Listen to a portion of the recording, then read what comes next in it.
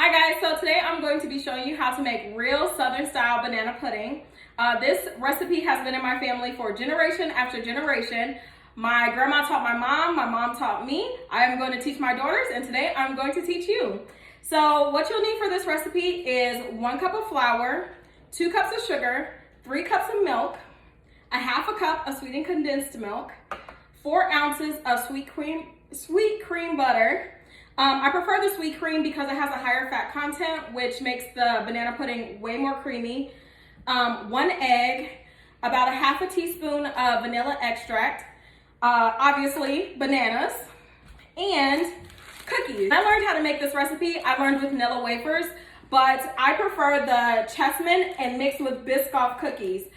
A lot of people have not heard of it with the Biscoff cookies, but let me tell you, it is so bomb. You guys are going to be obsessed with it. So let's get started. I like to pour everything directly into the pot. I don't want to use a big mixing bowl because that just means more dishes for me. Normally, I wouldn't have it set out all pretty, but you know, YouTube. So first, I start off by pouring my milk into the pot. Then I am going to mix my flour and sugar in the mixing bowl. I put this in one bowl and mix it all together so that it's not clumpy.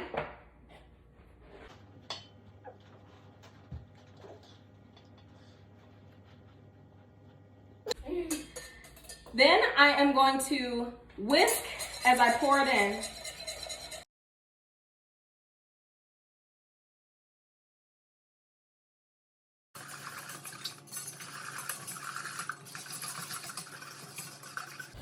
I move the pot over to the stove and incorporate the sweetened condensed milk, stirring it very quickly on medium-low heat.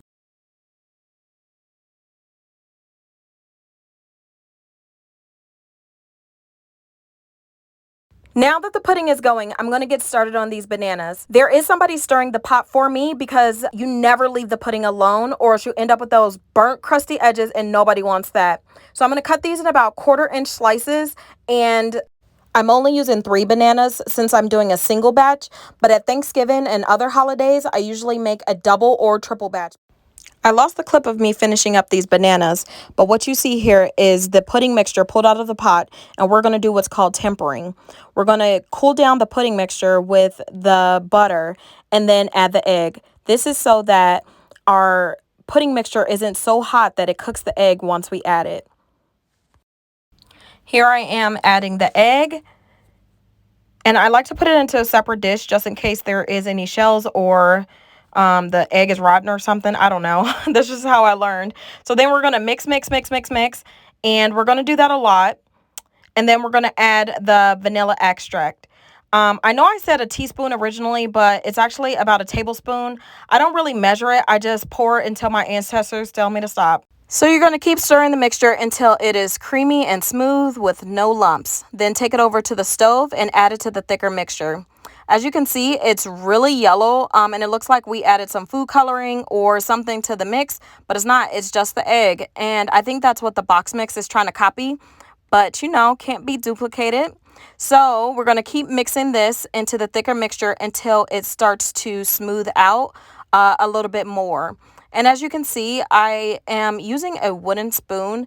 After the original mix is fully mixed together, I always switch over to a wooden spoon. This is just how I learned. I think it just makes the pudding a little bit smoother and creamier. And look at it. You can see how shiny and pretty it is now that it started to get incorporated. So you always start at the edges and then work your way in. Keep mixing until it's fully incorporated into the original thicker mixture. So now that the pudding's ready, we need to decorate our dish. I start off, I do this like lasagna style. 1 layer of cookies, a layer of bananas, a layer of pudding, and a layer, and then just repeat. I'm adding in these Biscoff cookies, and they are a lot different than just the vanilla wafers. So if you have tried other types of cookies in your banana pudding, let me know in the comments down below. I'm used to making such bigger batches that I'm trying to squeeze as much as I possibly can into this little bitty dish, but it still turns out fine, just extra cookies. I do want to say that this pudding is still hot. So once it chills a bit, I usually do it overnight. It's so good. Okay, so now that we have compiled the banana pudding and it's looking beautiful, last step is to add the finishing touch. So what I like to do is crumble some of the cookies that I used in between some of these cookies, just to fill in that space. And I just use a little Ziploc baggie and a mallet.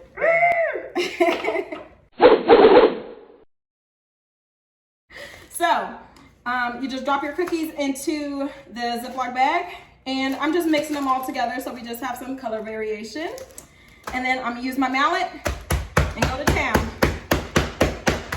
And I'm just gonna mix my bag up so all those cookies are nice and mixed together so you get all those beautiful colors. And then I'm gonna snip my corner like it's a piping bag. And then just fill in the gaps.